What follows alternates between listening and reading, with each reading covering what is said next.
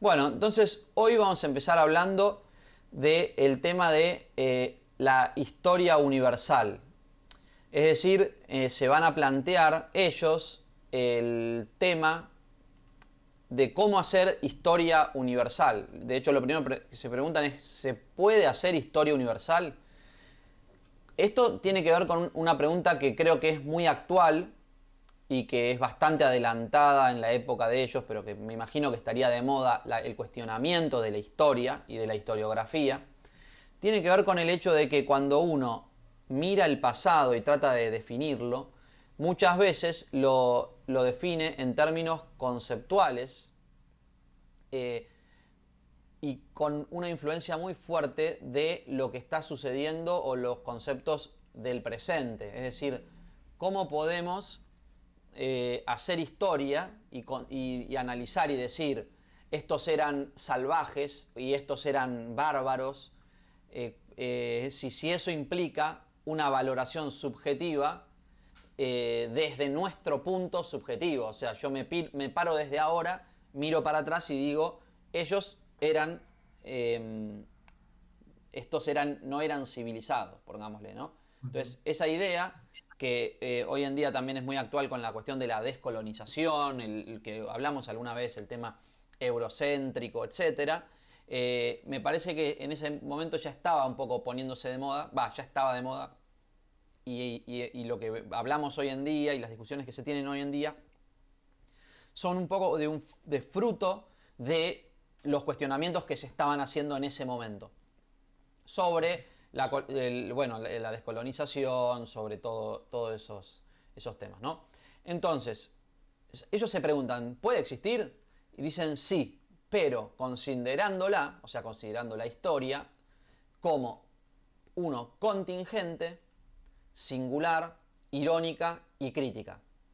Ahora, esto es el punto de partida, digamos, de un trabajo que van a hacer sobre lo que podríamos pensar los diferentes modos de sociedades a lo largo de la historia, ¿no?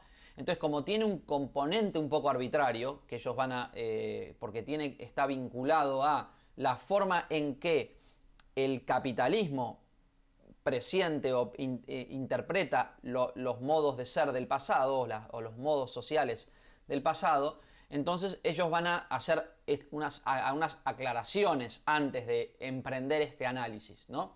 Es como que, para empezar, se lo cuestionan, lo problematizan. Eso es lo que no se puede hacer, es historia sin problematizar el mismo hecho de pensar la historia, ¿no? Y desde el lugar de la subjetividad contemporánea, pensar el pasado, ¿no? Como que siempre interpretamos ese pasado desde nuestros propios parámetros. Entonces, ahora hago una pequeña apertura, digamos, de micrófono para ver, ahora vamos a trabajar con mayor profundidad qué significa cada una de estas, ¿no? Contingente, singular, irónica y crítica, pero quiero hacer como un pequeño ejercicio a ver si ustedes pueden intuitivamente contestar o pensar qué puede querer decir esto, ¿no? O sea, para ustedes, ¿qué significa que la historia universal debe ser considerada contingente? ¿Qué entienden por contingente?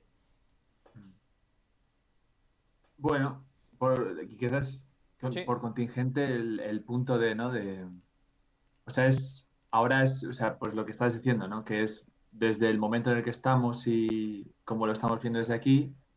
O sea, vale, no, al revés. Es el tema de que no hay como este idealismo, ¿no? De que la historia va a llevar a un fin, sino que la historia es esto como podría ser otra cosa. Perfecto. Entonces, Entonces, y acá la clave, creo, está bien lo que decís, y la clave, digamos, la palabra clave sería lo opuesto a contingente. ¿Se te ocurre? O si no, Hilda o Arki pueden pensar qué sería lo opuesto a contingente. Lo que podríamos considerar el opuesto a esto, una historia no ah, problematizada, sería una historia ingenua, digamos, una forma ingenua de pensar la historia, ¿no? ¿Qué sería? ¿Se te ocurrió? necesario igual, Exacto. necesario. Claro, contingente en oposición a necesario. Exactamente. La evolución, según Darwin, por ejemplo, me parece un ejemplo. Puede ser, o sea, en el sentido en que una visión ingenua del darwinismo podría ser teleológica. Por eso el darwinismo es considerado como un componente, un ejemplo de positivismo, podríamos pensar. Ahora, es menos por ahí teleológica que la visión creacionista, ¿no? Donde Dios crea con un objetivo específico. Pero está bien. Entonces, contingente en tanto no necesario, sino como que podríamos casi decir arbitrario, pasó por una combinación azarosa de factores, sería. Y no por una linealidad. Esto también sería una postura opuesta al hegelianismo en sí, digamos, también, ¿no? Que sería el representante de esa época medio cientificista, positivista o progresista en el sentido de progreso indefinido y lineal. Singular, ¿qué les parece que puede ser? Acá esto les contesto yo porque no lo aclaran tanto en este texto, pero desde mi punto de vista yo creo que hay que tomar en cuenta algunas otras cosas que dice Deleuze, donde trabaja lo del aspecto de la singularidad desde Leibniz, donde en realidad lo singular sería un punto en donde justamente los factores, diversos factores que interactúan, que generan cambios que podrían ser considerados cualitativos, pero que no se diferencian de los pequeños movimientos. Es decir, el momento singular de una curva es el momento que le da la característica a la curva. Voy a prender el video, igual tengo poco internet, no, mejor no lo prendo. Es decir, si uno tiene una curva que viene, pongámosle, va de abajo hacia arriba y de golpe en un momento dobla y va hacia abajo, o una cuadrática que viene descendiendo y después vuelve a subir, hay un momento clave, el momento en el que cambia de dirección.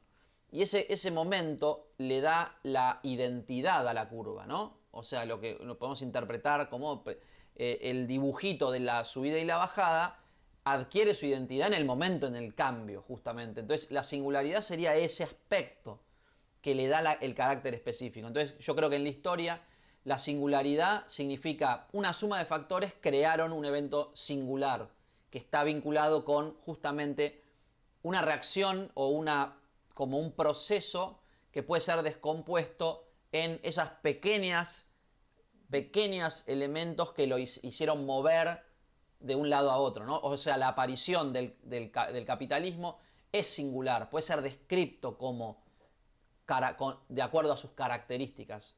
No se diferencia de sus características. No es algo que existe per se como ideal, sino que es un momento singular de la historia que se produce por el choque de diferentes cosas que movilizan. Bueno, irónica, ¿qué se les ocurre? ¿Por qué podría ser irónica?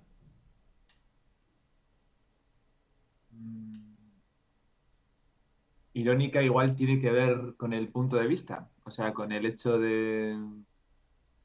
Es que se puede ir un poco por ahí, pero no sé, la verdad es que no, igual... Yo creo que tiene que ver con la distancia y el hecho de que a la distancia vemos vemos los eventos deformados por ser el opuesto o por ser como una especie de espejo negativo o proyección negativa de lo que se teme. Es decir, el salvaje es una especie de proyección negativa del civilizado, como su opuesto, en ese sentido, pienso. La ironía en tanto que como que el significado real sería lo opuesto al significado figurado, algo así, como que nos muestra una cara propia, nos muestra... la distancia irónica estaría como una no implicancia en lo que estamos viendo, creo yo.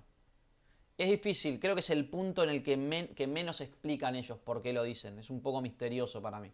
Por eso también me parece... Ahora vamos a leer el fragmento en donde ellos explican por qué, digamos. Caracterizan la historia universal en ese sentido, ¿no? Es decir, irónica podría ser pensada también en cuanto a que no debe ser leída en términos lineales, como si expresaran lo que evidentemente debería expresar, sino con algún sentido oculto que puede ser opuesto o diferente al ingenuo y que en el nivel o sea, lo veo justamente vinculado al aspecto crítico. O sea, crítico... Claro. Sí, lo pensaba un poco en términos de acontecimiento, ¿no? Ajá. En el sentido que lo que acontece o lo que se produce no obedecer a una lógica determinista, digamos, sino que está abierto al devenir mismo, y desde ahí es irónico en el sentido que no es necesariamente lo que estamos prediciendo lo que va a ocurrir, Ok, ¿no? entiendo. Está bueno, me gusta esa interpretación. Es decir, los aspectos que Claro, importan de la historia universal son aquellos que eran inesperados o que muestran algo inesperado que se opone a la versión, a lo que estaba figurado como posible, digamos. O sea, aparece esto contingente como una novedad, como una aparición novedosa. Lo podemos asociar también a esta idea de la historia se repite una vez como tragedia y una vez como comedia. En tanto que sí, el hecho, la repetición del hecho, genera como el aspecto cómico, establece como forma, como figura representativa el hecho histórico, ¿no? mm, Eh, sí, yo lo vi por ahí, como que es irónica respecto a la realidad actual, ¿no? Que, Puede ser, y ¿no? con respecto a la realidad que viene a cambiar también, me parece, como si fuera un comentario irónico sobre lo que está sucediendo, un comentario, una novedad cómica, lo asocio a eso un poco también. Bueno, y crítico también en ese sentido de postura, de distancia crítica con respecto a lo que se está analizando y no plena identificación, en el sentido en que también lo van a decir como la distancia que puede tomar el capitalismo consigo mismo, ¿no? La posibilidad de proyección, de entender algo como diferente de sí mismo, implica una distancia crítica, una posibilidad de autocrítica del capitalismo. Entonces, lo que yo propongo ahora es, voy a leer las primeras páginas, la primera página, el primer párrafo en realidad de este capítulo 3, porque justamente como una de las cosas que quiero hacer es fomentar la lectura y a la autonomía en la lectura, digamos, por parte de ustedes. Entonces, vamos a leer, así empieza el capítulo 3. Si lo universal es, al fin y al cabo, cuerpo sin órganos y producción deseante en las condiciones determinadas por el capitalismo aparentemente vencedor, ¿cómo encontrar suficiente inocencia para hacer historia universal? Esto de la inocencia es lo que yo llamé como ingenuidad, ¿no? Si nosotros creemos que lo que se interpreta como universal es en realidad el componente que un poco reprimido del mismo capitalismo y la historia se ve desde el capitalismo, ¿cómo podemos decir que hay una historia? ¿No? Si en realidad la historia sería una fabulación del propio capitalismo. ¿Cómo poder hacerlo? Ellos dicen, la producción deseante ya está en el principio, es decir, hay componentes de lo que ellos determinan como producción deseante en el capitalismo que ya está en en otros modos de sociedad. Hay producción deseante desde el momento en que hay producción y reproducción sociales. En ese sentido, pueden ver una continuidad. Es la línea de continuidad que les permite hacer historia, digamos. Sin embargo, las máquinas sociales precapitalistas son inherentes al deseo en un sentido muy preciso. Y esto, acá está lo interesante de este primer párrafo, que no termina acá en realidad, sino que sigue en la próxima página que les voy a mostrar, en la próxima diapositiva, es que condensa mucho de lo que van a trabajar todo el capítulo, ¿no? Esta idea de las máquinas sociales precapitalistas son inherentes al deseo, es decir, existen y comparten, digamos, la idea de la producción y reproducción, la producción deseante por ser producción y reproducción social, pero de una manera diferente al capitalismo. Y ellos dicen, en un sentido muy preciso, lo codifican. Codifican los flujos del deseo. O sea, este tema de la codificación va a ser central en este capítulo. Codificar el deseo y el miedo, la angustia de los flujos descodificados es el quehacer del socius.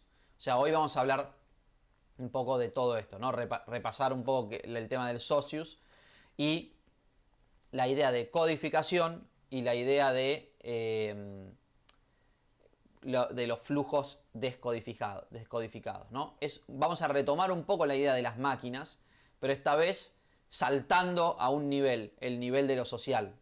Si se acuerdan, en los primeros capítulos, en la tercera clase, creo, la tercera clase dijimos que para poder entender cómo funciona el registro, ¿no? La síntesis del registro, la segunda síntesis, hay que hacer una especie de salto o paralelismo con la reproducción social. Y entonces ahora se van a enfocar mucho en eso. Todo este capítulo está enfocado en eso. Y justamente nos va a ayudar como un espejo de la reproducción de las máquinas deseantes en sí, la idea de la máquina social y la relación entre lo que es el cuerpo sin órganos y el socius.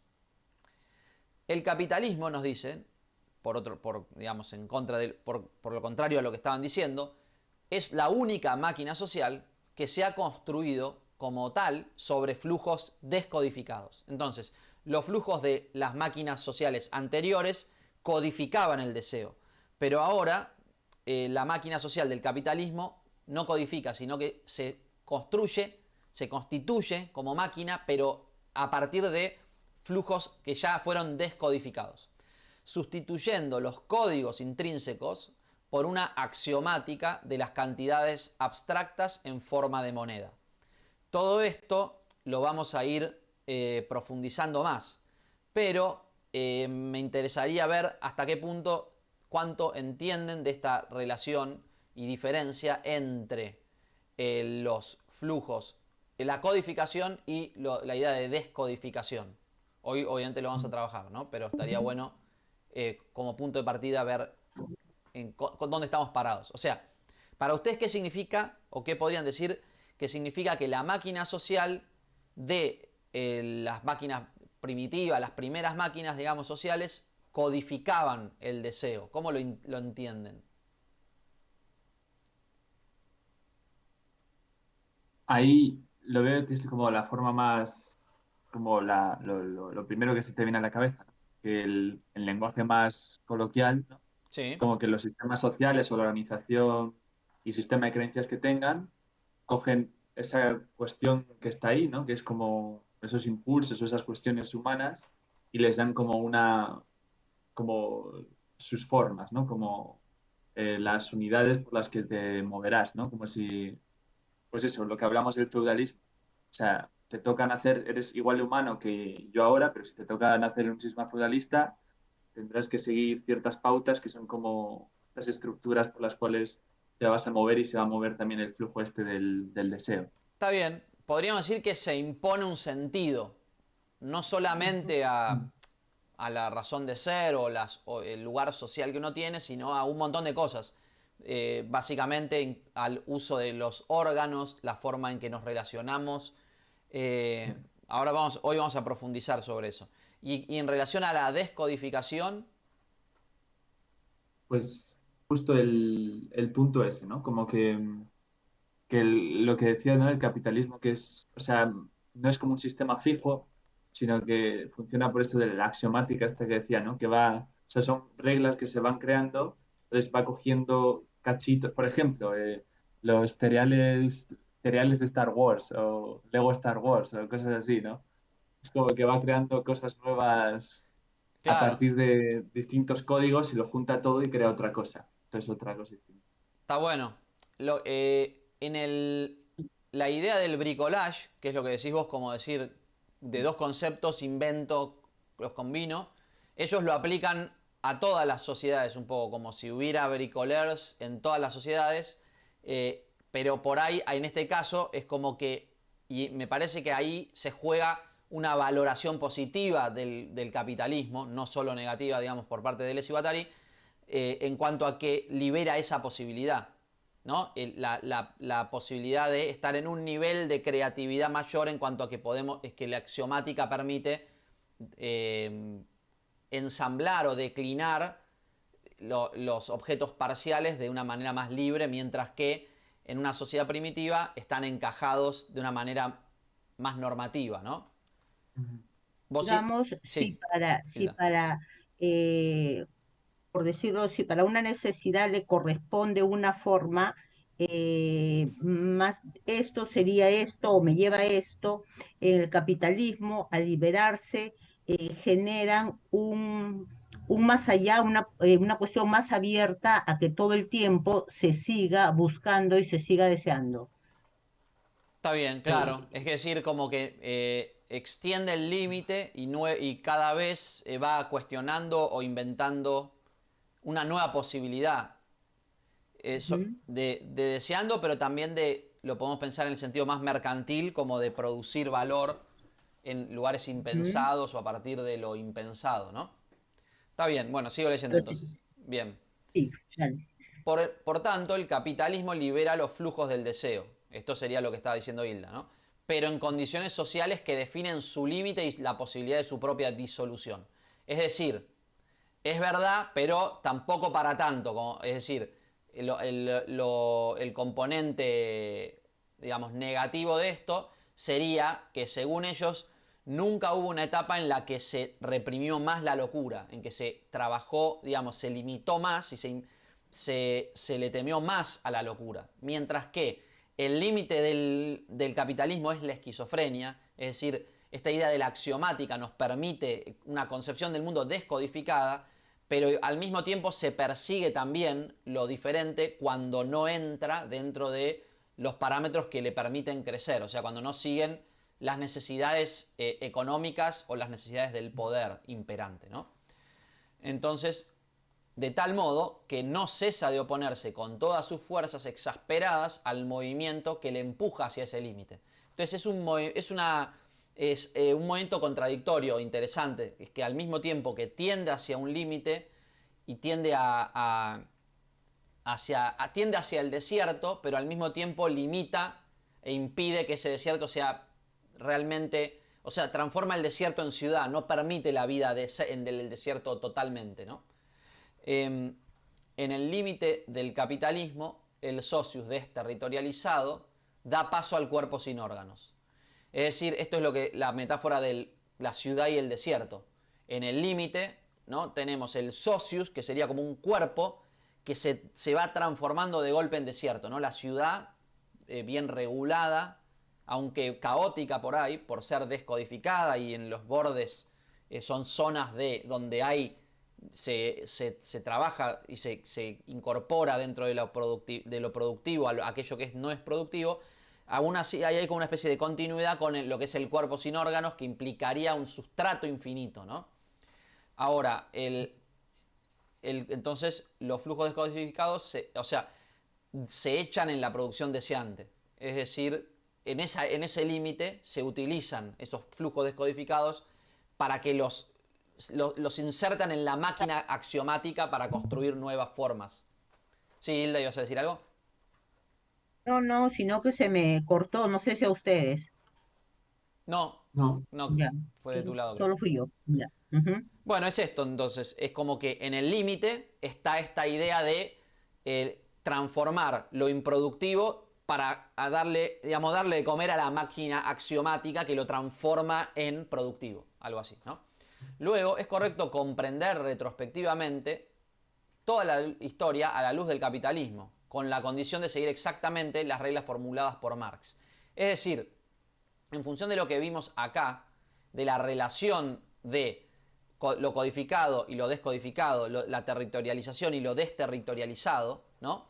En cuanto a que el capitalismo está en contacto con sus límites, en ese punto de vista podemos comprender también retrospectivamente la historia como si fuera también limitada, ¿no? Como si se extendiera el capitalismo y por fuera de él, como ese desierto histórico en donde se da paso a otros momentos, a otros modos que el capitalismo va a querer interpretar desde su lado, ¿no?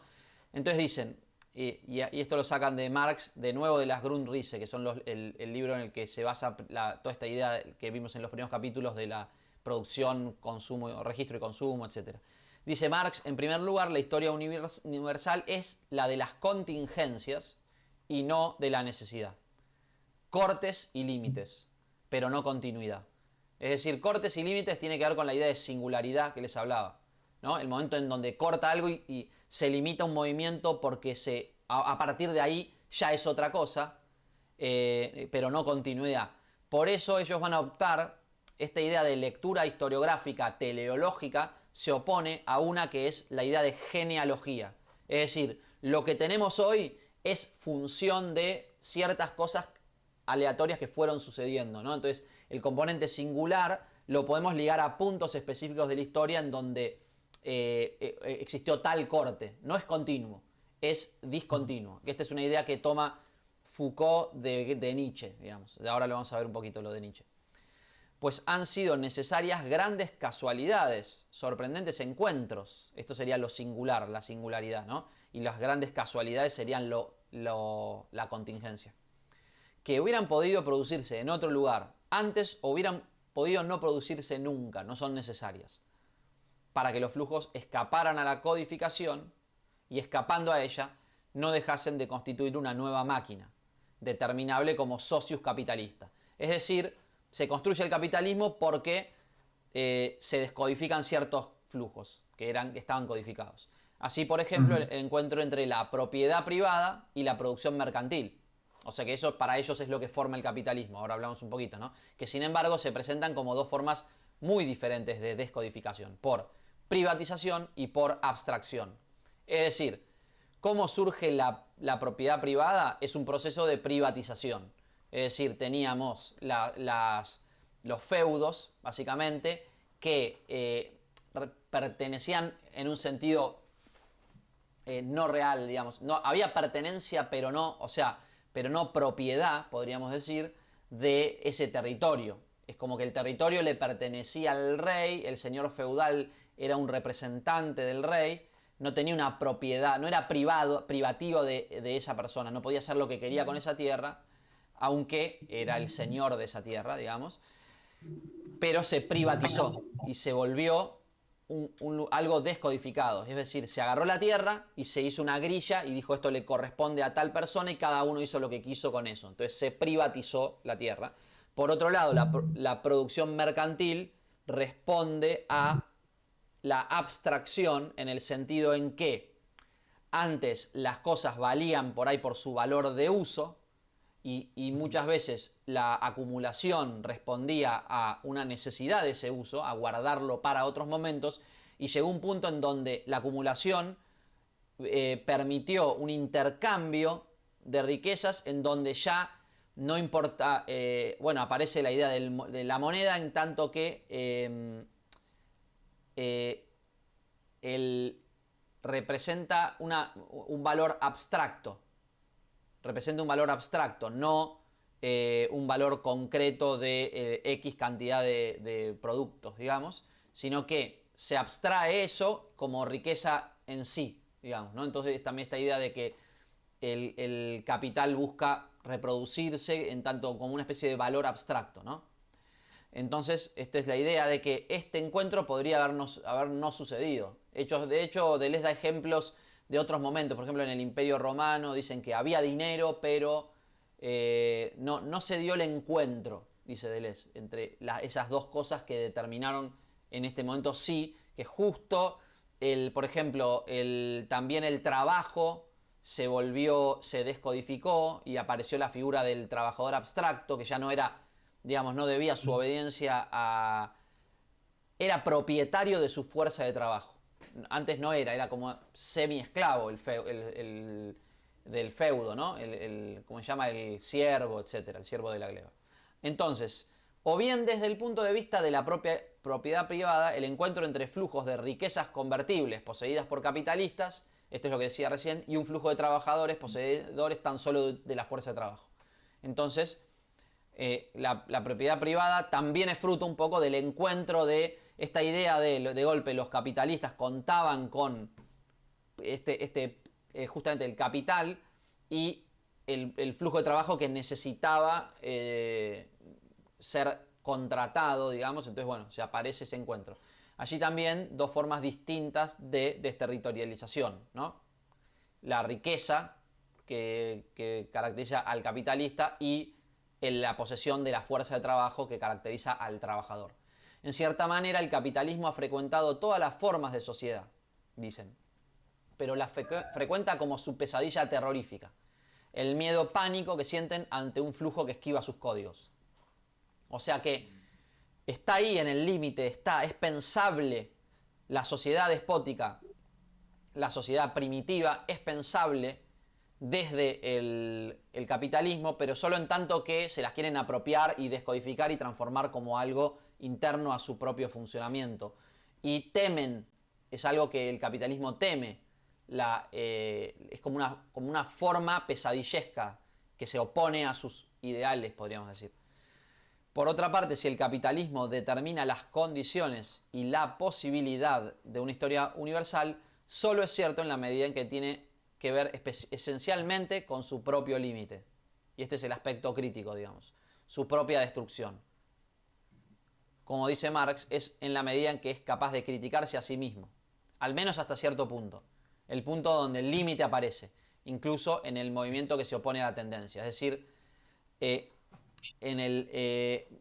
está esta idea de es capaz de criticarse, pero nunca lo suficiente como para autodestruirse.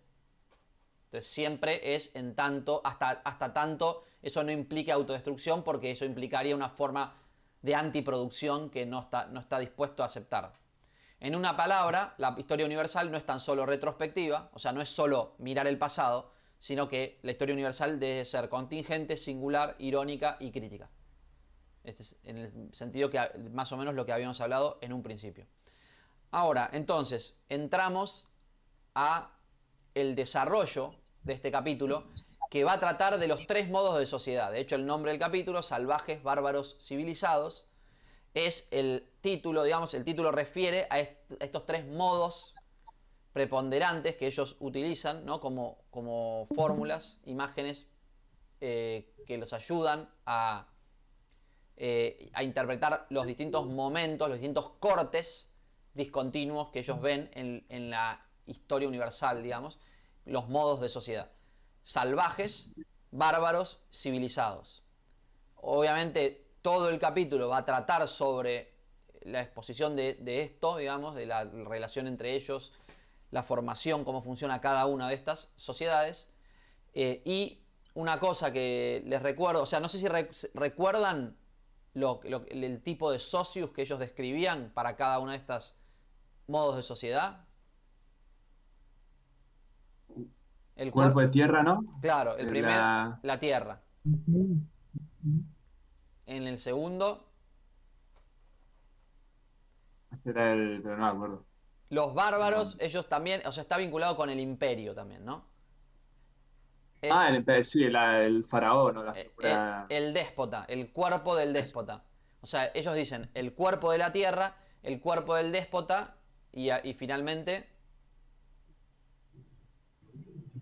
¿cuál es la última figura del socius, digamos, la última? El cuerpo sin órganos del capitalismo, ¿cuál sería, digamos? O el socius del capitalismo.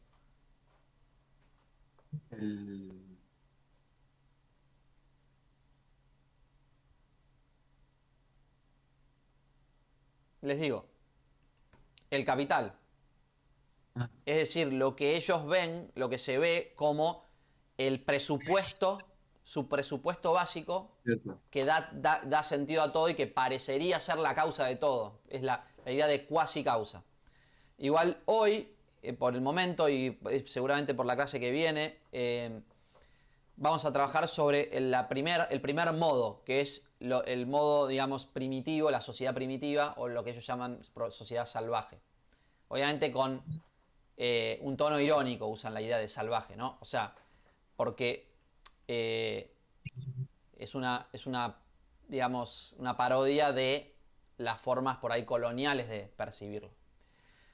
Entonces, la Tierra, digamos, la importancia que tiene la Tierra está en el hecho de que la Tierra, para este modo, sería la unidad de deseo y producción. Acuérdense siempre, cuando hablamos del cuerpo sin órganos o el cuerpo lleno, lo que llama el socius, implica aquello que se da por sentado y del cual surge todo el resto, o se supone que surge todo.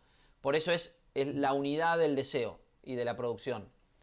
Dicen, la tierra condiciona la apropiación y el uso comunitario del suelo, ¿no? La idea, el concepto de tierra que se da por supuesto, condiciona las formas de apropiación y las formas de uso del suelo. Y entonces se vuelve la cuasi causa de objetos, medios y fuerza. ¿Cuál piensan que son los objetos, medios y fuerzas en la sociedad primitiva? ¿Se les ocurre? ¿O qué podemos estar pensando? Bueno, los medios, algo que hablamos era como los medios para conseguir, o sea, es como esta división de la tierra hace que cierto grupo tenga cierta tierra, no sé, Sí. cierto grupo tenga cierta tierra, cierto grupo tenga cierta tierra, y el presuponer que eso es así hace que para pues que haya como otras maneras de comunicarse entre ellos o de Claro, pelearse o de... determinan formas de interacción social, que podrían ser en los medios. El falo para mí. ¿El falo? Falo, sí, el falo en las 3 dimensiones. Puede ser. Ellos van a hablar del falo. Lo vamos a hablar la clase que viene porque en realidad prefiero hablarlo la semana que viene para no confundir hasta no haber puesto la base. Pero obviamente está entre medio. Eso sería una lectura psicoanalítica, pensar eso. Un poco. Toda la lectura de ellos va a hacer una explicación de por qué Edipo se pone acá. Pero lo que ellos dicen en realidad es que no se encuentra Edipo. Incluso dicen que los antropólogos, incluso los que defienden la edipización, dicen que en primer término es difícil encontrar los elementos de Edipo. Por ejemplo, la culpabilidad, ese tipo de cosas, ¿no? Está la idea de... Sí. Hay un libro que habla sobre esto, que a mí me gustó mucho, que es La violencia en lo sagrado. Ah, O algo así. ¿de quién es? De René Girard. Ah, está bien, sí. Está bueno. La violencia y lo sagrado. Que habla justo de esto, ¿no? De la lectura esta edípica de los sacrificios y de toda esta cuestión. ¿Y qué? ¿Te acordás más o menos cuál es la tesis o qué es lo que...? Sí, bueno, él defendía bueno, o sea, que toda esta visión de que los sacrificios es como una manera de proyección y de todo esto, él lo que defiende es que como que en esta sociedad, que todo esto se está viendo desde la visión actual de las normas y las leyes que tenemos, pero que en estas primeras sociedades eh, todo era como muy, o sea, muy disoluto. Entonces que cualquier cuestión podía acabar con toda la tribu. Claro, Si se generaba una ola de violencia enorme, ¿no? claro. Que más el tema de los sacrificios era más una manera de zanjar estas cuestiones, estas rivalidades, más que una cuestión psicológica, sino que era una cuestión ya de supervivencia. Claro, hay una idea de... como de... hay un libro de un tipo que se llama Jared Diamond que habla algo parecido, que se llama ya no me acuerdo el nombre, después si quieren se los digo si les interesa, pero está muy bueno. Habla sobre esta también como una forma de peyorativa de ver el pasado, cuando habla como de la sabiduría del mundo antiguo, en donde había ciertas reglas. Por ejemplo, de ellos decían que encontrarse en la mitad de un bosque con otra persona que no conoce era peligrosísimo.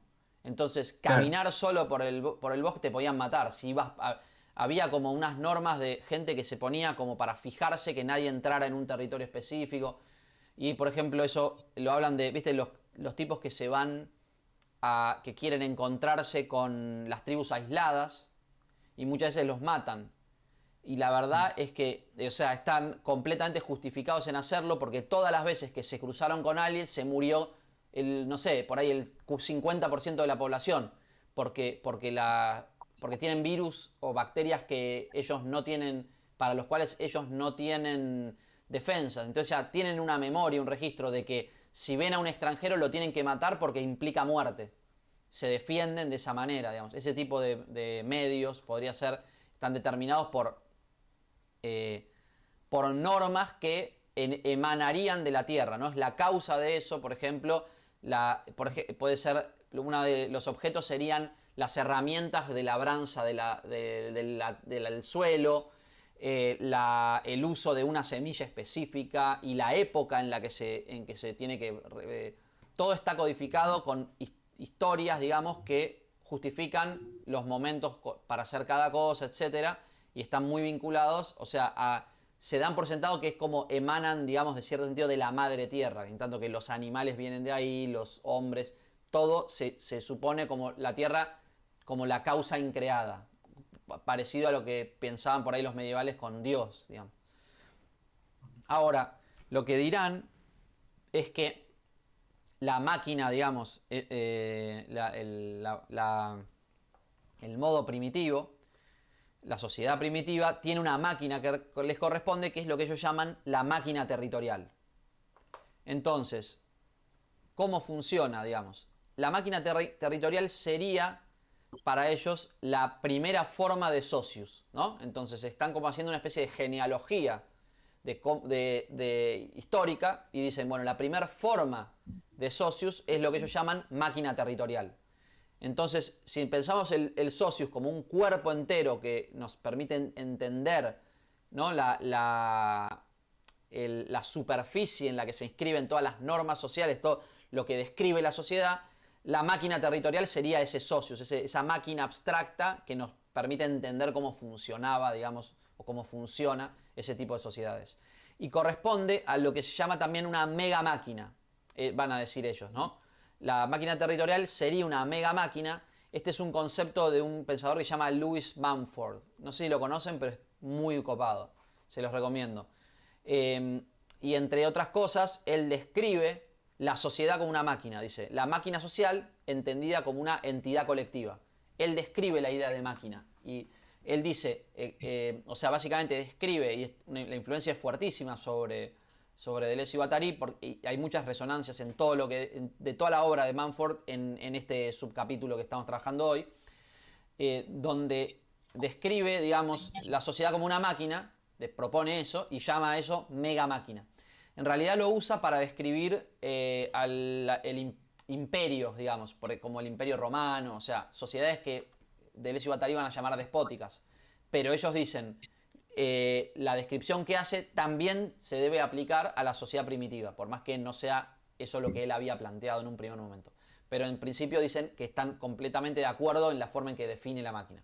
Acá hay una cita que dicen, sí, más o menos de acuerdo con la definición clásica de Rouleau, podemos considerar una máquina como la combinación de elementos sólidos que poseen cada uno su función especializada y funcionan bajo control humano para transmitir un movimiento y ejecutar un trabajo.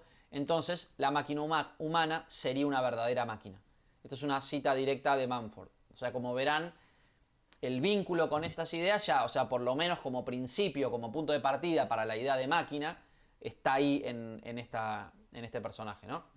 Igual yo también pienso que la idea de máquina viene no solo de Mumford, sino también de Heidegger, que habla de maquinación, que es un concepto mucho más complejo, pero que estoy seguro que Deleuze y Guattari lo manejaban bien porque Heidegger era la figura de su tiempo, digamos. Por ahí no en los 60, pero sí cuando estudiaban filosofía. O sea que lo tenían muy presente toda la obra, me parece. Ahora, volviendo a esta idea de máquina territorial y el concepto de mega máquina, la máquina territorial va a tener una función específica que nos va a ayudar a describirla, ¿no? Y la función, nos dirán, es codificar los flujos. O sea, vieron que estuvimos hablando de la idea de código, ¿no? Entonces, lo que define a la máquina territorial es la codificación de los flujos. Entonces, sobre acá les leo una cita de acá del Antiedipo. La máquina territorial primitiva, con su motor inmóvil, la Tierra, ya es máquina social o mega máquina que codifica los flujos de producción, medios de producción, productores y consumidores. O sea, codifica todo, le asigna sentido a cada cosa y al mismo tiempo, o sea, el hecho de que algo aparezca como, básicamente, el flujo de producción surge al mismo tiempo que el medio de producción, el productor y el consumidor. No nos olvidemos de eso. O sea que son todo un mismo movimiento. Y por eso ese mismo movimiento que se da al mismo tiempo requiere una especie de totalidad que es el proceso mismo que ellos lo llaman el motor inmóvil. Es decir, podemos pensar la máquina como una totalidad y lo debemos hacer porque surge de un golpe, ¿no? Todas las piezas al mismo tiempo, porque cada pieza depende de la otra. No puede haber un flujo de producción, digamos, si no sabemos lo que es un producto. Todo eso está prefigurado. La producción en el producto en la producción, el consumo, el registro del producto, todo al mismo tiempo. Esa es la idea del proceso que tienen ellos. El cuerpo lleno de la diosa tierra reúne sobre sí las especies cultivables, los instrumentos de labranza y los órganos humanos. O sea, la función que tiene hay una canción argentina, a ver si me acuerdo de la letra, que dice: el buey trabaja con el aspa, el viejo con la rodilla, el hombre con la costilla. Espera, a ver, la voy a googlear, pero no creo que es una canción no tan conocida. Me acuerdo, yo en una época viví en un lugar que tenía amigos, muchos amigos españoles, y se mataban de risa con esta letra porque era muy... no sé ni cómo se llama. Sí, aquí no está saliendo mucho. No, No estoy ya. encontrando. ¿Cómo se llama este tipo? Ya se los leo. Ah, sí. Se llama Golpear de bombo.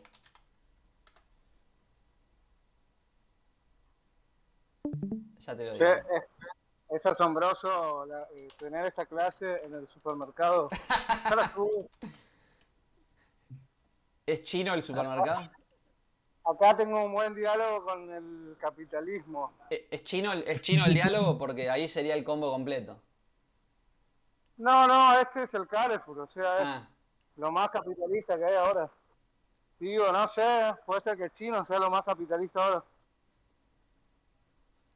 El buey trabaja con el aspa, la mula con la costilla, la mujer con la tijera y el viejo con la rodilla. claro, esto es una canción tradicional argentina muy vieja. De hecho, el autor dice que es negro, dice que a mí me dicen el negro. Así que probablemente haya sido un africano el que le escribió, pero que en Argentina que hay pocos, o sea que debe ser una canción puede llegar a ser del siglo XIX, no sé. Pero la idea como de el orden de las cosas, ¿no? Como el buey porque tira, porque le enganchan ¿cómo se llama? El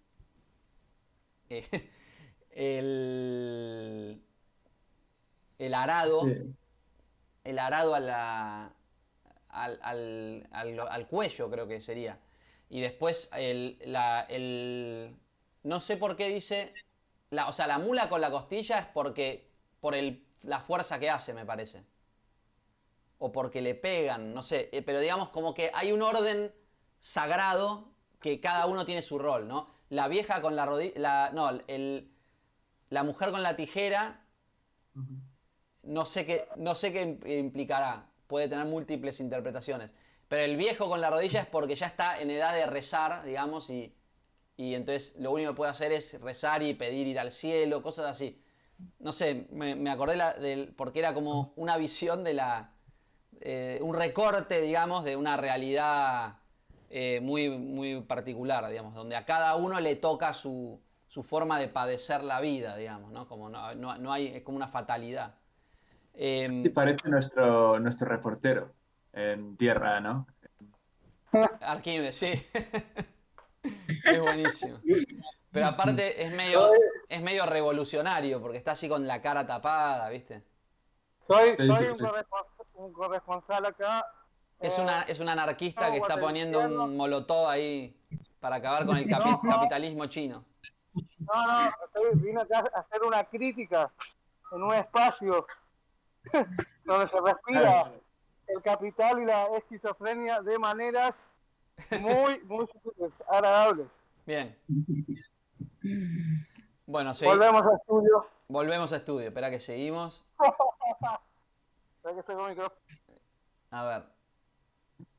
Entonces, volviendo a esta idea, ¿no? De la función de la máquina territorial, podemos decir que esta función actúa mediante un procedimiento. Ellos insisten en que cuando dicen, hablan del registro, hablan del procedimiento de registro. Y eso implica la catexis colectiva de los órganos. Es decir, recordemos el concepto de catexis, que implicaba como dotar de cierta energía a ciertos órganos, ¿no? Que tiene que ver con la función que se le da a cada cosa, el uso o la energía específica. Por ejemplo, recordemos el bebé frente al pecho materno, se lo figura atado a cierta energía, es decir, se le va a representar una energía específica. La idea de significado todavía se está formando en el bebé, o sea, es decir, en función de la relación con ese pecho es que va a construir el concepto mismo de significación o sentido de algo. Mientras tanto, antes que eso, es simplemente las sensaciones que vive al percibir o al encontrarse con un órgano. Por eso se lo llena de energía, se lo dota de un sentido y de un valor específico. Entonces, en este sentido, la máquina territorial nos va a dar sentido a los órganos. Por ejemplo, en relación al matrimonio, ¿no? Como el buen uso, podemos pensar en el incesto, ¿no? El uso de los órganos sexuales, pero también el significado de la boca, lo que está permitido, cómo funciona, el ojo, todo, ¿no? Y en ese sentido también podemos pensar, interpretar las formas de violencia o lo que vemos como formas de violencia en las sociedades que son, digamos, existen en todas las sociedades, inclusive las nuestras. Por ejemplo, McLuhan habla de cuando, creo por ahí ya se los dije, pero es algo interesante, me parece, siempre lo nombro, cuando habla de la escritura, el aprendizaje de la escritura, él dice, implica una enorme violencia contra el niño, sentarlo y obligarlo a percibir de cierta manera. Es una violencia que nos constituye como seres taquigráficos, o sea, somos seres a los que se les impuso un modo perceptivo por sobre otros, que se nos clausura, digamos. Ahora cambió un poco y también en función de algunas cosas que dice McLuhan, como que las nuevas tecnologías cambian, modelan de manera diferente nuestra percepción. Pero toda modelización como la que se genera cuando se obliga al niño a aprender a leer, o sea, la escuela influye de manera, él habla de violencia en ese sentido. Por ahí violencia simbólica, ¿no? Esto es de esta manera y no de otra. Es decir, nos enseñan primero las formas geométricas, después de esas formas geométricas empezamos a aprender cómo la gráfica, el significado gráfico, y hay una ligazón fuerte entre la letra y el sonido, y todo eso implica cierta fuerza, cierta violencia o cierta crueldad con el que aprende o con todos los que participamos de esta sociedad. Es una decisión cultural digamos, a la aculturación implica cierta violencia. Hilda, ¿os quería decir algo? No, estaba escuchando atenta y yo iba asociando un poco con acá en el Perú, digamos, tenemos culturas muy ancestrales, ¿no? Y iba pensando en su forma de organización y funcionamiento mientras escuchaba, ¿no? Pensaba en la madre tierra, Exacto. ¿no? La mamapacha, pensaba en el lugar que le daban ellos a los cerros, ¿no? Que ellos le dicen sus apus, ¿no? Para ellos están vivos, Claro. ¿no? Entonces, yo iba conectando mientras te escuchaba, ¿no? En esta forma que ellos tenían, el trueque, el intercambio, ¿no? La manera como ellos iban viviendo, e inclusive los mitos y las leyendas, ¿no? Exacto. Donde Exacto. ellos surgen de la tierra, ¿no? Mm, Sí, sí. totalmente. Los mitos es como que ligan, hay una ligazón de todo con la Tierra y con los fenómenos cosmológicos. Ujú. Yo justo el otro día leí, mi mujer da clases en un colegio primario, es profesora también, pero también da en el primario. Y el otro día les hizo leer una leyenda guaraní y me hizo acordar muchísimo al Antiedipo, o sea, lo que estaba leyendo, porque era un cuento de un chico, o sea, describía, la próxima vez si quieren se los leo, porque lo voy a buscar exactamente, el texto estaba muy bueno, porque tenía que ver con ritos de iniciación y y tenía que ver con el matrimonio, estaba muy bueno, es como que yo leía y es como que veía con una claridad enorme lo que hablan ellos acá en el libro. Ahora, ellos van a decir que van a diferenciar esta idea de catexis colectiva de los órganos, la diferencian en la sociedad moderna en relación a los órganos, porque hablan de privatización de los órganos, que ellos interpretan como descodificación. Es decir, en cierto sentido, ahora se volvieron privados. En el mismo sentido en que hay descodificación generalizada, es decir, la descodificación de los flujos hace que, por ejemplo, el matrimonio igualitario implicaría una privatización de los órganos. Cuando la idea jurídica, la diferenciación de idea jurídica, una de los principales argumentos de los que se oponían, por lo menos en Argentina, por motivos religiosos, al matrimonio igualitario, es que ellos decían que matrimonio etimológicamente significa unión de hombre y mujer. Y entonces toda esta idea de el órgano, biológicamente la mujer está determinada a casarse con un hombre, etc. Entonces en la posibilidad de casamiento, es decir, que esta idea de que se caiga esta idea de esta etimología de matrimonio y aparezca una nueva forma de entender el matrimonio como relación jurídica, implica una privatización de los órganos. Que ellos lo ligan, ellos citan mucho una idea de Kant, que define el matrimonio como un contrato entre dos partes por ¿cómo dice? El uso, como la propiedad de los órganos genitales del otro, una cosa así. Entonces está ahí. ¿Cómo? Que es un romántico, sí. Claro, claro. Entonces, en ese sentido, están diferenciando el capitalismo de los modos preexistentes, en tanto esta idea de privatización o de descodificación de un montón de cosas que estaban codificadas, que se liberan, la liberación de los flujos, básicamente, ¿no? Entonces, otra cosa en la que van a insistir, que es, digamos, da pie para desarrollar lo que sigue a continuación, es que ellos dicen, lo esencial no es la circulación, sino la inscripción. Y esto nos da pie a entrar en la cuestión del registro.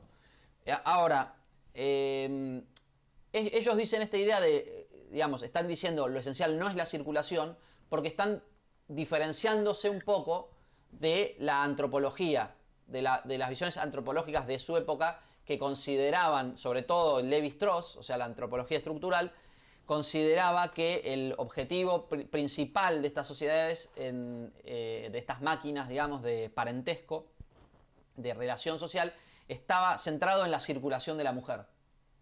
Como una máquina cuyo objetivo principal era la circulación de la mujer. Y ellos van a decir, en realidad, hay algo, digamos, anterior a eso. O sea, ellos dicen la mujer circula libremente, digamos, pero lo esencial de la máquina territorial y de este procedimiento de catexis colectiva de los órganos y de normativa de los órganos tiene que ver con la inscripción. O sea, inscribir implica casi como registrar o definir, diferenciar los distintos elementos, ¿no? Esta idea como de un sello. Por un lado está el sello en las personas, por ejemplo, la idea del tatuaje. Yo estuve en un país que se llama Benín, cerca de Nigeria, y me sorprendía que en la ciudad, donde la vida es bastante moderna, había muchos que conocí ahí, con los que trabajé, tenían la cara como marcada, con rayas así. Y algunos tenían 2 rayas, unas rayas horizontales, verticales. Y después me contaron que eran simplemente formas que como tatuajes o formas que los marcaban cuando eran chicos para mostrar, digamos, o que quedara registrar, digamos, su pertenencia a distintos clanes. Incluso hoy en día, en un estado moderno. Lo que pasa es que todavía hay aldeas donde se vive de manera tradicional, bastante impresionante. Y sí, tenía esta idea de marcar los cuerpos y eso era una forma de casi como como una bandera, digamos, ¿no? Nosotros esos símbolos patrios los seguimos teniendo en el himno y en la bandera. Acá estaba como todo marcado y registrado, en cierto sentido, ¿no? Y en ese sentido la idea de inscripción tiene que ver con esta idea misma de registro. La síntesis de registro, el registro como una especie de grilla que utiliza como superficie el socius, o sea, el cuerpo sin órganos, o el socius, y hay una demarcación como una grilla que ubica cada cosa en su lugar, digamos, ¿no? Por eso la inscripción como el sello. Se sellan las personas, pero también el registro en sí mismo es un sello sobre el socius entero, que tendría una forma, una figura. Sí. Hay algunos grupos, pensaba en los maras, Sí. ¿no? Ellos también suelen tatuarse algo que les da un sello de pertenencia a este grupo, ¿no? Claro, eso sigue existiendo hoy también en grupos así, tipo guerrillas urbanas o grupos, incluso en cosas tipo el ejército, comunidades que todavía ellos lo van a ligar en 1000 mesetas, en el siguiente libro, lo ligan como una especie de nomadismo contemporáneo, digamos, ¿no? Como si fuera exteriores al Estado, segmentos que se insertan en el Estado, pero que en realidad pertenecen como por fuera y que tienen como unas formas diferenciadas. Ahora, esto hace que ellos digan que la primera forma de socius aparece como, ellos lo describen como socius inscriptor, o socius inscriptor, o socius inscriptor, ¿no? Como el socius que inscribe. Y eso está vinculado con la idea de escritura, pero no una escritura que no tiene que ver con la escritura gráfica como un haber escrito, sino justamente con la idea de inscripción, ¿no? Dicen, lo esencial para el socius es marcar o ser marcado, ¿no? El socius es marcado como que en sí mismo es una gran marcación, un gran registro, memoria de todas las normas y de todos los modos de la sociedad, y marca también los cuerpos, las cosas, ¿no? Como pertenecientes a distintos fragmentos o con distintas formas o posibilidades, como distintos nombres dentro de la sociedad. Por ejemplo, una tradición es en algunas culturas tradicionales está en la adquisición de un nombre en el pasaje a la adultez. O sea, en realidad no hay adolescencia, entonces por lo general los ritos de iniciación son de niño a adolescente, más o menos 12, 13 años, y en algunas sociedades se da un nombre, parecido a lo que es el nombre de bautismo en las sociedades, en las culturas cristianas, pero en el bautismo, en algunas sociedades, por ejemplo en Etiopía, que son cristianos, pero que todavía tienen un vínculo con las sociedades tradicionales, en el bautismo se hace a edad de más o menos 12, 13 años y se les da un nombre que es secreto. Y ese nombre es como que tiene un poder específico. Es un nombre que no lo puede usar cualquiera. Hay una novela en la que esto está muy claro y está buenísimo para entender o para familiarizarse con estos temas, que es un libro juvenil que se llama Un mago de Terramar. No sé si lo conocen, es una escritora que se llama Úrsula Le Guin. Es una escritora de fantasía y de ciencia ficción, donde se da, básicamente es la base en la cual se inspiró la escritora Rowling para escribir Harry Potter. Es como una especie de plagio de este libro. En realidad son varios libros sobre un mago. la serie se llama, bueno, como los libros de Terramar, y la escritora es hija de un antropólogo. Se nota mucho y es interesante por su vínculo con la antropología y las sociedades, digamos, primitivas o tradicionales, y también con el Oriente, porque el padre también era admirador de Oriente y ella también se volvió muy admiradora de Oriente. Se los recomiendo, porque está muy bueno. Bueno, entonces vamos a esta idea de Nietzsche, ¿no? Que habíamos hablado de que Nietzsche, en Genealogía de la Moral, hace como trabaja esta idea de de historia como operando de asaltos, no de manera continua, y trata de hacer como todo un recorrido y retrospectivamente desde el concepto de moral y cómo se va construyendo a lo largo del tiempo esta moral, esta normativa de los modos de interacción social, ¿no? Obviamente Nietzsche tiene una mirada bastante crítica, muy crítica sobre la idea de moral, en tanto que se piensa como algo esencial, algo ya dado, ¿no? Entonces, él dice, la moral implicaría el trabajo del hombre sobre sí mismo durante el mayor periodo de la especie humana, todo su trabajo prehistórico. O sea, se refiere a cómo. O sea, la idea del trabajo del hombre sobre sí mismo es esto que yo les decía cuando hablaba de violencia en relación al aprendizaje de la escritura, ¿no? Esta idea de que el trabajo sobre sí mismo es cómo nos imponemos una normativa que nos va moldeando nuestra forma de ser en el mundo, digamos, ¿no? Y él dice que en toda la prehistoria hay un trabajo muy fuerte de eso, digamos, de modales. Se fueron desarrollando los modales, digamos. Entonces, en ese sentido, podemos entender la inscripción. Esta idea de trabajo sobre sí mismo implica una inscripción que con el tiempo se va construyendo nuestra posición actual, ¿no? Para ellos, inscripción implicaría dar al hombre una memoria, y el hombre, que se ha constituido por una facultad activa de olvido, por una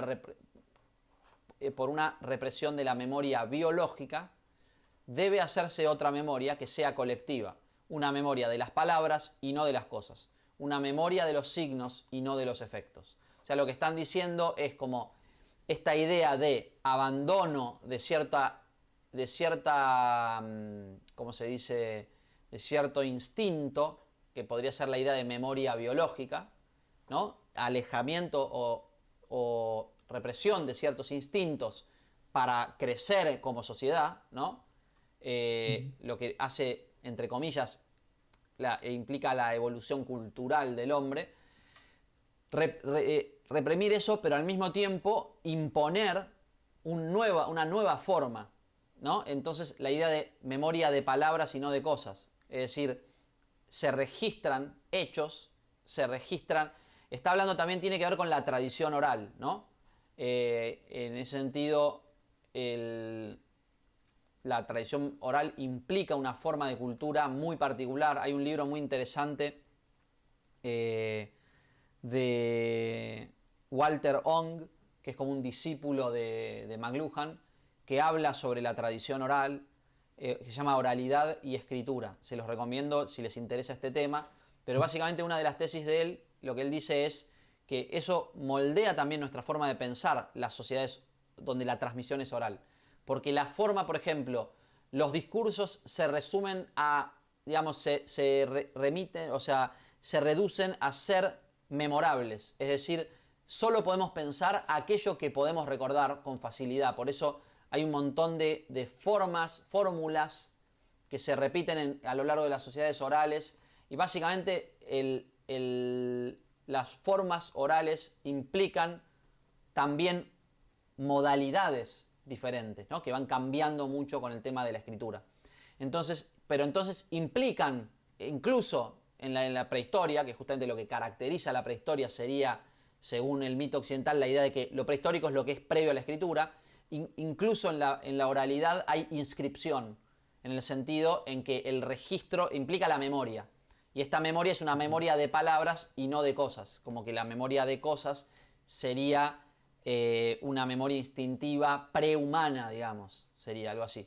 Y esto está vinculado, o sea, en este sentido es la idea. Están poniendo, digamos, en perspectiva la genealogía de moral de Nietzsche y el trabajo que hace Foucault sobre este tema. De hecho, muchas veces se considera que las palabras y las cosas, el libro de Foucault, es un antecedente directo del Antiedipo, como si el Antiedipo hubiera sido escrito en relación con las palabras y las cosas. Entonces, a este sistema de inscripción, a estas formas de inscripción, ellos van a llamarlo sistema de crueldad. Cuando ellos hablan de crueldad, se refieren a esta idea, a esta imposición, a esta inscripción que implica una marcación de los cuerpos. Ellos lo van a llamar crueldad. Y esto tiene, para mí, vínculo con la idea de violencia simbólica que utiliza McLuhan cuando se refiere a la adquisición de la tecnología de la escritura, y ellos lo aplican de manera generalizada a la inscripción en sí que opera en la máquina territorial. Dicen, ¿no? Y si queremos llamar escritura a esta inscripción en plena carne, entonces es preciso decir, en efecto, que el habla supone la escritura y que es este sistema cruel de signos inscritos lo que hace al hombre capaz de lenguaje y le proporciona una memoria de las palabras.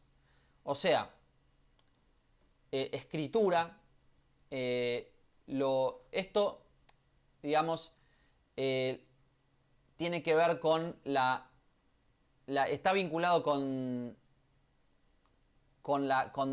Derrida, pero más allá de eso, lo que está diciendo es, llamamos escritura, no en el sentido de palabra escrita, sino la idea de inscripción en plena carne. Entonces ellos van a usar esos términos de manera intercambiable y la idea del sistema de crueldad lo van a vincular con la cultura, básicamente, ¿no? Con la imposición de cultura. La cultura en tanto que imposición o sistema de inscripción que marca los cuerpos. Entonces dice, es preciso, el habla supone la escritura. O sea, porque el habla supone una imposición de una normativa. Entonces, o sea, si bien estamos hablando de crueldad, estamos hablando de inscripción, estamos hablando de, entre comillas, salvajismo o primitivismo, pero al mismo tiempo no podemos, o sea, tampoco, o sea, si quitamos ese sistema, quitamos también la cultura y lo que nos hace humanos. Es decir, no puede haber habla sin imposición de una codificación. O sea, hay un límite ahí de la existencia misma de las sociedades, ¿no? Entonces, lo que nos vuelve capaces de lenguaje y de comunicación es esta inscripción, ¿no? Es ese límite, como el límite en el cual un poco una relación contradictoria entre la necesidad el dominio del poder y la contradicción que implica esto en cuanto a querer la liberación de ese poder, me parece. Ahora, en este caso, es poco flexible en relación a esto la máquina territorial.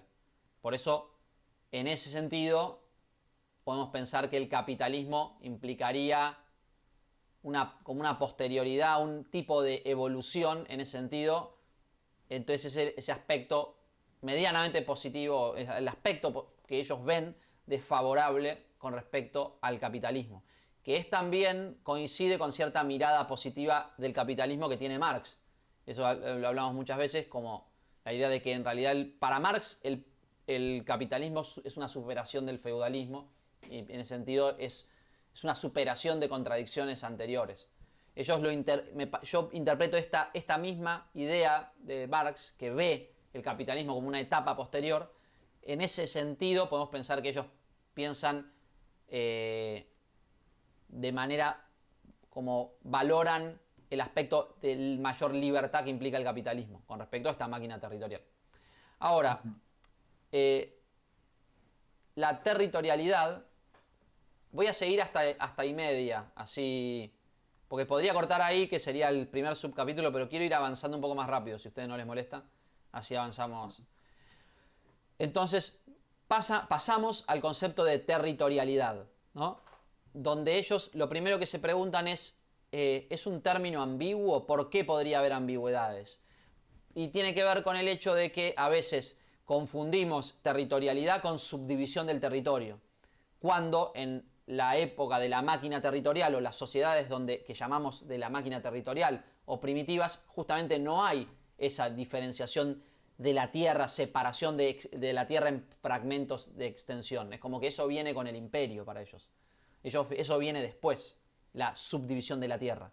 En cambio, para lo que se subdivide en la sociedad primitiva es la familia en sí, la pertenencia a un clan u a otro que ocupa el territorio, y no la tierra en sí.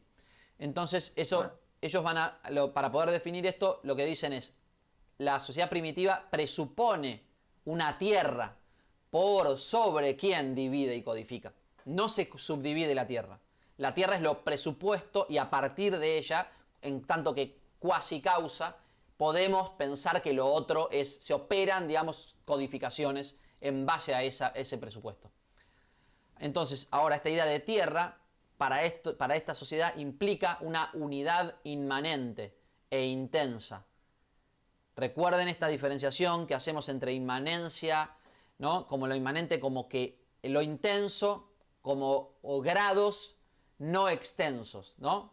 En el sentido en que un ejemplo que creo que habíamos hablado es la temperatura se mide por grados, digamos, pero una superficie se puede medir por metros o metros cuadrados, ¿no? Entonces la intensidad son grados de algo, mientras que lo extenso es como fragmentos o segmentos de algo. Entonces la Tierra implica una unidad inmanente, por lo cual no podría subdividirse, porque es intensa, no es extensa la Tierra para ellos. Tiene un valor inmanente, motor inmóvil, de la manera en que podemos, casi espiritual, como una entidad casi no espacial, no la Tierra como la entendemos ahora. Justamente en el imperio lo que dicen es cuando la Tierra se subdivide en partes, no es territorialización, sino todo lo contrario, desterritorialización. La territorialización, lo que caracteriza a la máquina territorial, es justamente la imposibilidad de subdividir la Tierra en fragmentos, pedazos, digamos. La Tierra es intensa. Cuando se opera eso, se diferencia cuantitativamente fragmentos de Tierra. Cuantitativamente. Este pedazo te corresponde a vos, este otro a mí. Entonces eso implica un proceso, un paso en el proceso de privatización que nos va llevando hacia el capitalismo, aunque todavía en el imperio no lo es, porque se lo subdivide, pero se lo ocupa de manera imperial, ¿no? No hay privatización de la tierra, pero hay ocupación de esa tierra y subdivisión. Eso implica un concepto de tierra extensa. El socius primitivo, salvaje, era, pues, nos dirán, la única máquina territorial en sentido estricto. O sea, cuando hablan de máquina territorial, implica una máquina que todavía no sufrió el proceso de desterritorialización.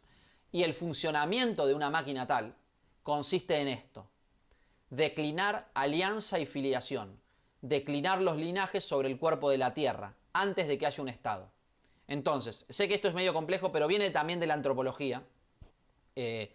Ellos trabajan, así como trabajaron mucho el psicoanálisis en el 2, acá trabajan mucho sobre autores psicoanalistas, ¿no? De la antropología. Lo que van a decir es, no subdivide el territorio como en fragmentos extensos, sino que el territorio se mantiene, lo que se subdivide o lo que se declina, es decir, que se va a ir manipulando, o lo que la máquina manipula y maneja, es básicamente flujos de personas, no de tierra. Es de las personas que ocupan el territorio.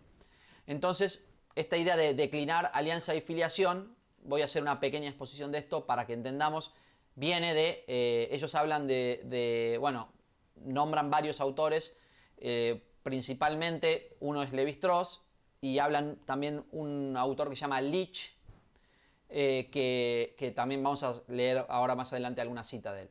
Ahora, ¿en qué implica esta declinación? ¿No? Recuerden, esto también es una utilización de la lingüística, ¿no? Recuerden que el estructuralismo lo que hace es tomar las investigaciones de Saussure en lingüística. Si estoy avanzando muy rápido y hay algo que no entienden, me avisan y podemos frenar o podemos dedicar un tiempo para explicar, por ejemplo, Saussure y eso. Pero doy un poco por sentado, porque no es tan importante ahora, pero si en el futuro necesitan, lo podemos trabajar. Pero básicamente se basan en las investigaciones de Saussure, lo aplican a la antropología y entonces, por ejemplo, ahí crea Lévi-Strauss, utilizando sobre todo las investigaciones de Jacobson, que es un lingüista que se basa en Saussure, crea esta antropología estructural, es decir, así el estructuralismo en Saussure es la lingüística, en Lévi-Strauss sería la antropología estructural. Y en Saussure está esta idea de un eje que él llama paradigma y un eje que se llama sintagma, donde cuando uno construye una oración, por ejemplo, el sentido, digamos, de la sintaxis implica el encadenamiento de una palabra atrás de otra, mientras que cuando estamos por elegir una palabra, el universo de los diferentes significados de las palabras es lo que él llama el paradigma, que es básicamente un diccionario, como si uno tuviera un diccionario interno de palabras que son diferentes una entre sí y va agarrando de ese diccionario las palabras y poniéndolas una tras de otro. Por lo tanto, hay un eje que es diacrónico, o sea, asincrónico, diacrónico, ¿no? Como que están todos los sentidos al mismo tiempo, todo de un eje vertical, digamos, que en el caso de la antropología sería, o en esta idea de declinación, alianza y filiación, ahora hablamos un poco, sería la familia ampliada, lo que corresponde a la filiación, ¿no? Filiación viene como de fili, de hermanos, de pertenencia a un clan o a una familia. Puse familia ampliada porque en la máquina territorial la familia implica una serie de normas de quiénes pertenecen y quiénes no, ¿no? Donde ellos lo que quieren es que lo que buscan es el matrimonio exógamo, o sea, buscan que uno se case afuera de la familia, ¿no? Y las normas de tabúes, etcétera, lo que buscan es justamente favorecer el intercambio con familias exteriores, ¿no? Y otro eje que es el sincrónico o sintagmático, es decir, dado una familia, ¿no? Pongámosle, me acuerdo cuando fui a Benín, a ese país, en un momento vi caminando así, iban una familia que iba había un bisabuelo, o sea, había como 3, 4 generaciones, un niño, así, un chico de 2 años, una chica de 12 que era la madre, una de 30 que era la abuela y un tipo de 50 que era el bisabuelo, no sé, una cosa así, de toda la familia. Está toda la familia, ¿no? Que vivían en una aldea, que eran 4 casas más o menos, que pertenecían ahí a diferentes linajes, digamos, generaciones. Y el eje sincrónico sería, bueno, ¿con quién caso a mi hija de la otra aldea o del otro grupo que no es familiar mío? Entonces, ¿qué está permitido, qué no está permitido? Esa sería la alianza, cómo me alío o cómo busco, sí, vení, te caso a mi hija o te ofrezco a mi hijo, hagamos como intercambio en eso. Entonces, en eso consiste la alianza, la declinación, digamos, de alianza y filiación, ¿no? Entonces tenemos, por un lado, el eje diacrónico y el eje sincrónico. Este proceso, nos dirán, no es de individuación, sino de discernimiento generalizado. Es decir, no implica una decisión individual de qué caracteriza a una chica o a un chico en cuanto a que elige una esposa u otra. Yo no me expreso como individuo al elegir a tal o tal otro, sino que hay una especie de grilla, casi como cuadrado de ajedrez, en donde se describe la sociedad entera, ¿no? Toda una comunidad entera de pertenencia. Entonces, esto lo van a ligar con el concepto de cognación y agnación en el Imperio Romano, ¿no? ¿Cómo se llama? En el derecho romano.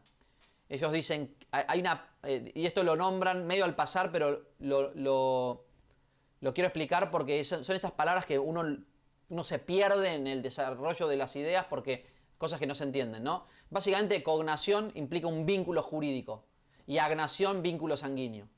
Ellos el ejemplo que dan es el ejemplo que dan es, mi filiación, tengo una filiación con mi madre y con mi padre porque soy hijo de cada uno de ellos, pero no porque ellos estén casados entre sí, ¿no? Entonces, el estar casado implica una alianza de dos familias.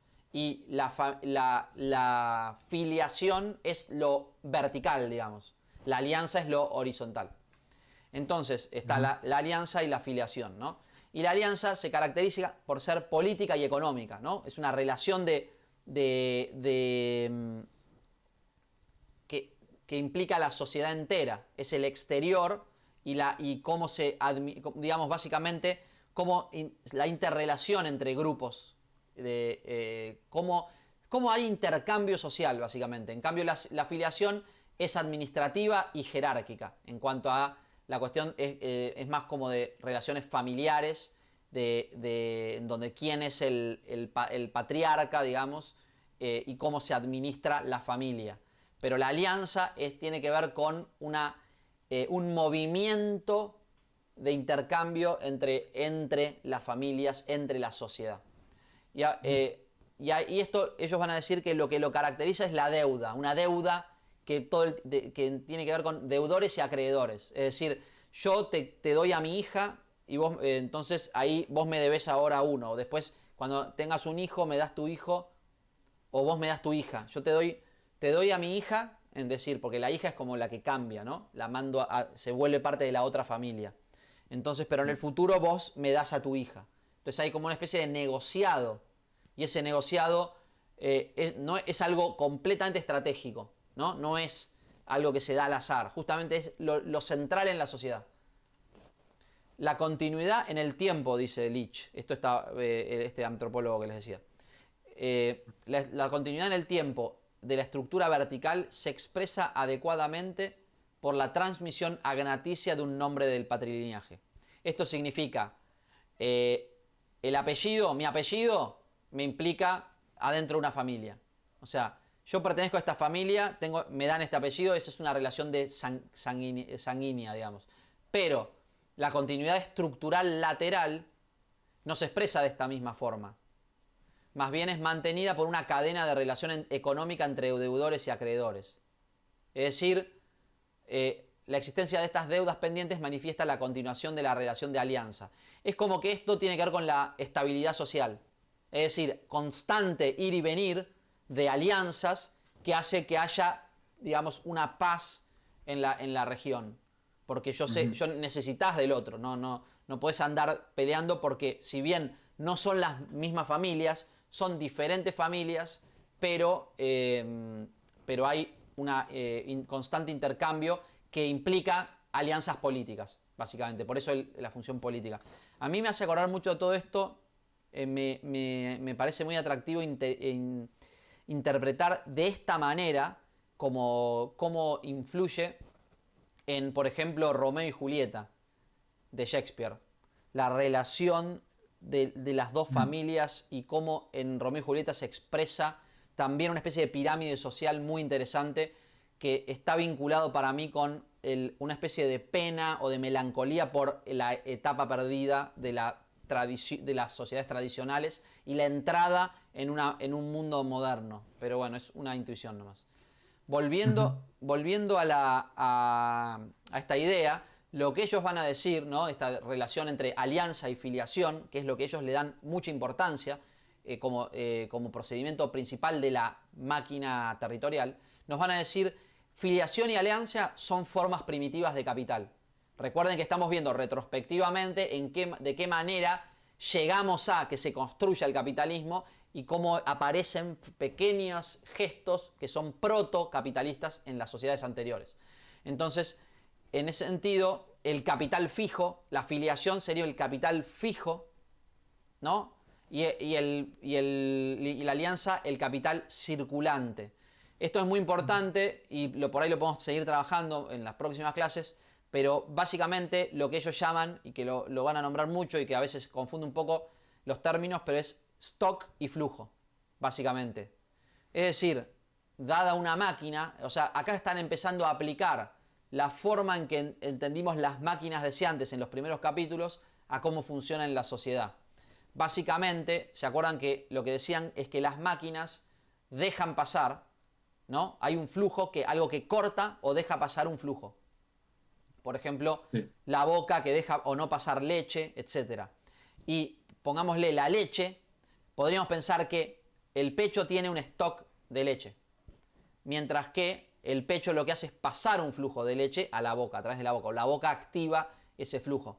Entonces, en ese mismo sentido, la filiación implicaría un stock filiativo, ¿no? Yo tengo tantas mujeres, por ejemplo, y la otra familia tiene tantas mujeres, y cuando las hago circular, ¿no? Está el flujo de mujeres a través del matrimonio, ¿no?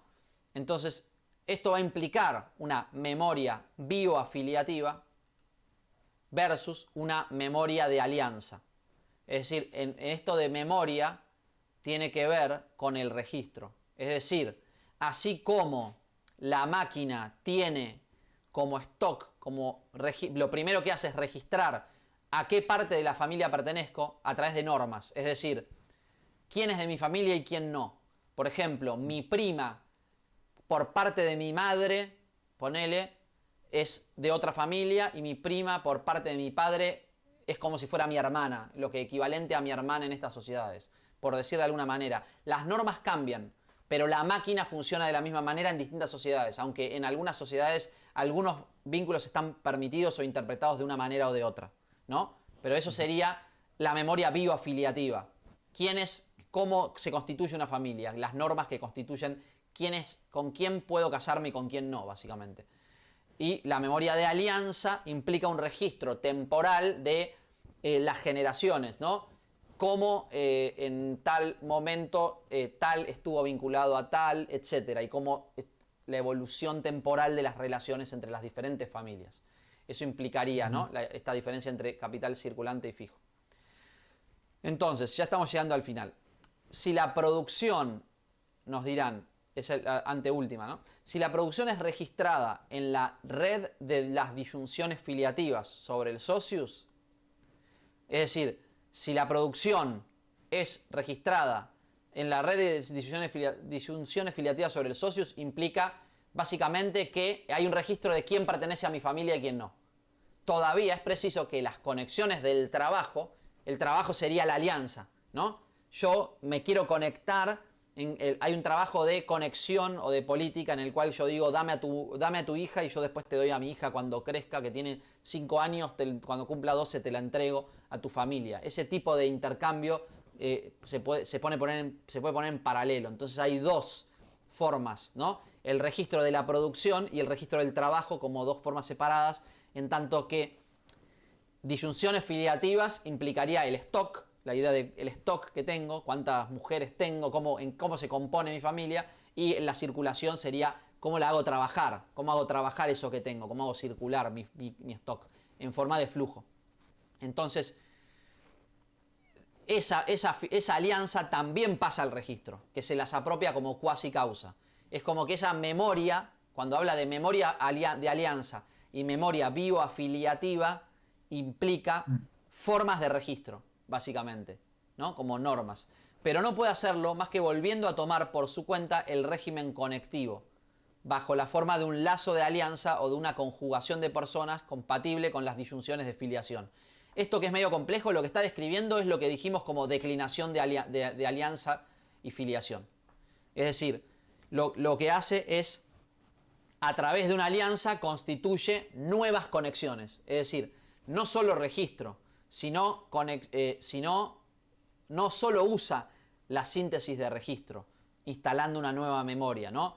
Es como que cuando hay una nueva operación, ¿no? Hago una nueva operación, una venta, y lo escribo en la caja registradora, ¿no? Te hago una venta, te paso una mujer, ¿no? Y vos me debés una mujer. Lo marco en la máquina registradora, pero ahora eso se escribe en la memoria, y esa memoria ahora pasa a ser parte del stock filiativo. Es decir, cuando esa persona tenga hijos, va a esa chica que cambió de familia, en realidad está agregando a su stock nuevos hombres, nuevas mujeres, nuevos productos, digamos, a la otra familia, digamos. Entonces, eso sería la declinación de alianza. Está haciendo una interpretación protocapitalista a esta forma primitiva. Y si la afiliación expresa lo que es dominante, aunque estando determinado, la alianza expresa lo que es determinante, o más bien el retorno del determinante en el sistema determinado de dominancia.